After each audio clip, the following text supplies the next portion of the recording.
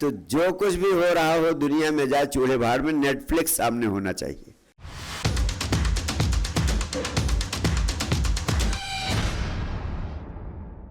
गुरुदेव, लोग कहते हैं कि जुनून ढूंढो अपना, लेकिन मुझे पता नहीं कि मेरा जुनून क्या है। मैं तो सिर्फ नेटफ्लिक्स देखना पसंद करता हूँ।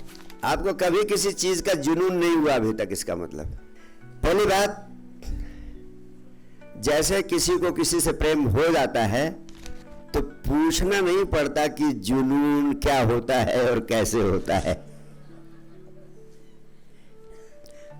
दूसरी बात, अगर आपको वास्तव में नेटफ्लिक्स से जुनून हो गया है तो जो कुछ भी हो रहा हो दुनिया में जाए चूल्हे भाड़ में, नेटफ्लिक्स सामने होना चाहिए।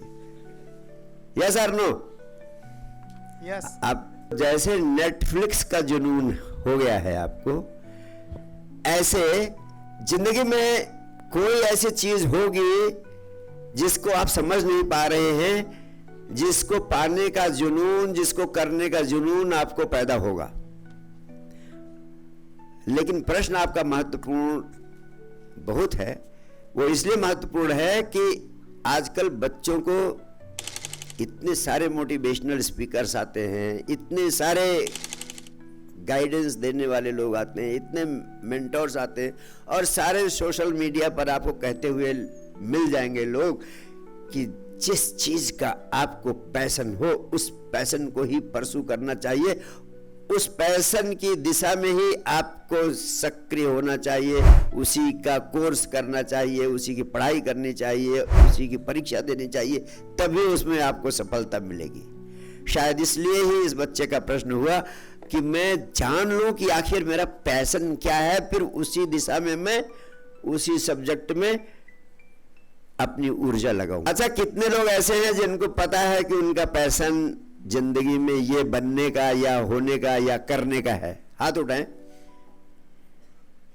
और कितने लोगों को नहीं पता है कि उनका पैशन क्या है? वो लोग हाथ उठाएं।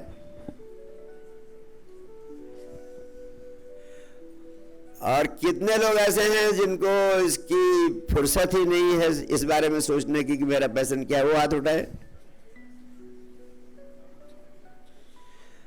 और कुछ लोग तो इतने मरे मराए हैं, उनका किसी प्रश्न पे हाथ नहीं उठ रहा है।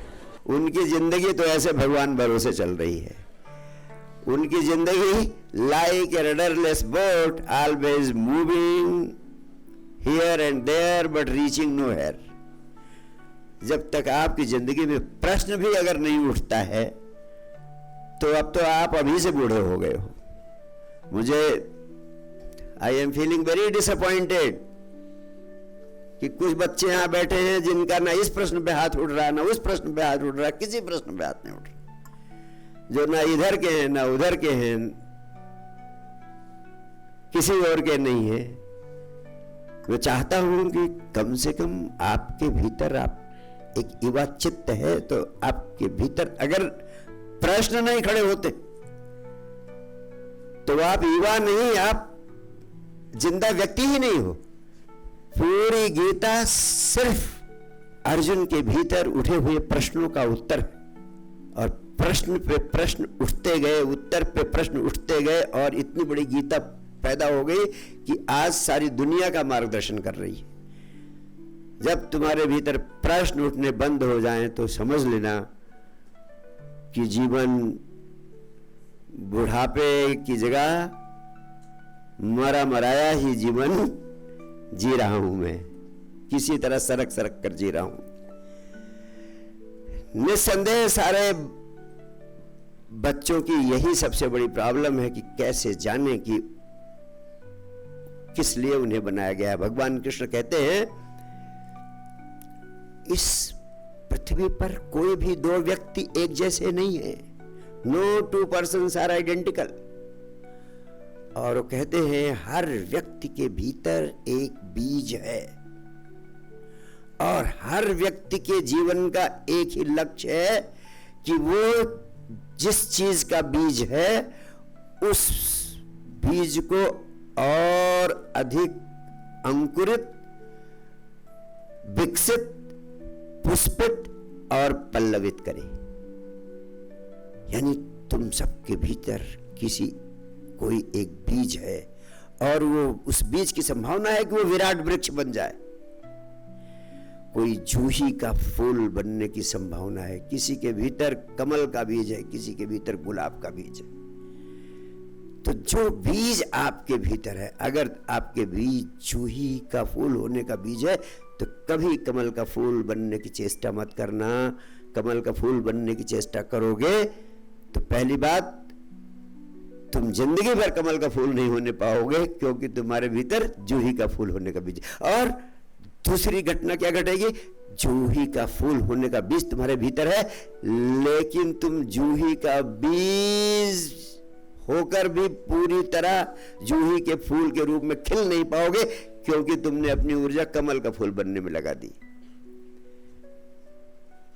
अगर आप डॉक्टर बनने के लिए पैदा हुए हैं और आप इंजीनियर बनने की कोशिश कर रहे हैं, अगर आप संगीतकार बनने के लिए पैदा हुए हैं और आप इंजीनियरिंग पढ़ रहे हैं, निश्चित रूप से आपका पूरा जीवन दुख में हो जाएगा। आप कभी खिल नहीं पाएंगे, खिला हुआ व्यक्ति नहीं हो पाएंगे। तो भगवान कृष्ण ने दो बातें कही हैं अपने पैशन को जानने के संदर्भ में। पहली बात,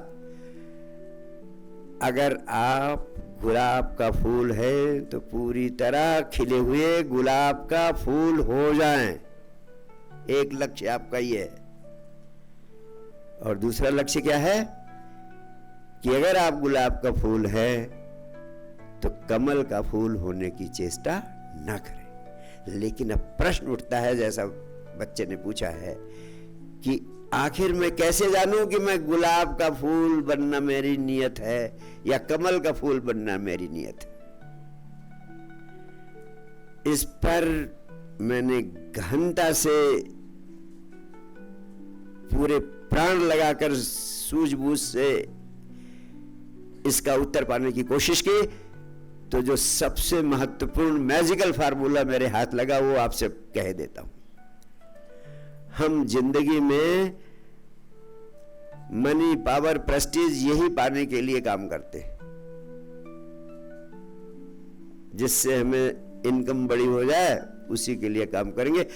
तो हम अपने पैशन को, हम अपने किस चीज का बीज हमारे भीतर है, हमारी इंट्रिंसिक नेचर क्या है, हमारी आंतरिक प्रवृत्ति क्या है, इस दिशा में हम कभी सोचते ही नहीं, जानने की चेष्टा नहीं करते। फार्मूला यह है कि जितना धन तुम जिंदगी में पाना चाहते हो, समझो उसका 10 गुना ज्यादा धन तुम्हें मिल गया है आज की डेट में। और अब तुम सोचो, अपने से पूछो कि अब तो मुझे अब पैसा नहीं चाहिए, जितना मैं कल्पना करता था उसका भी 10 गुना ज्यादा मुझे मिल गया है।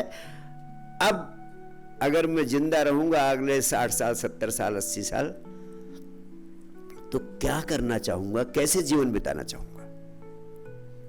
तब आपके भीतर से उत्तर आएगा कि इस जीवन को अब पैसा नहीं कमाना है, क्या काम करने में लगाऊंगा।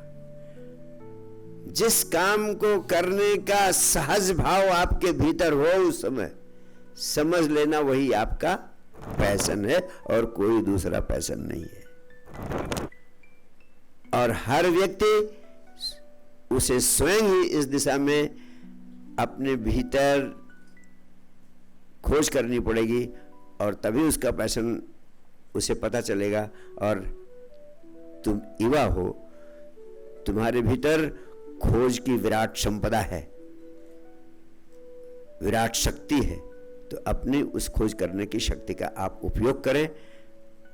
आपको अपने भीतर से आपका पैशन मिलेगा, और उस पैशन को पूरी तरह पूरे प्राणों से जब आप परसू करेंगे, तो उस पैशन को परसू करने में, उस दिशा में काम करने में आपका जीवन बोझ नहीं बनेगा, आप खेल बन जाएगा।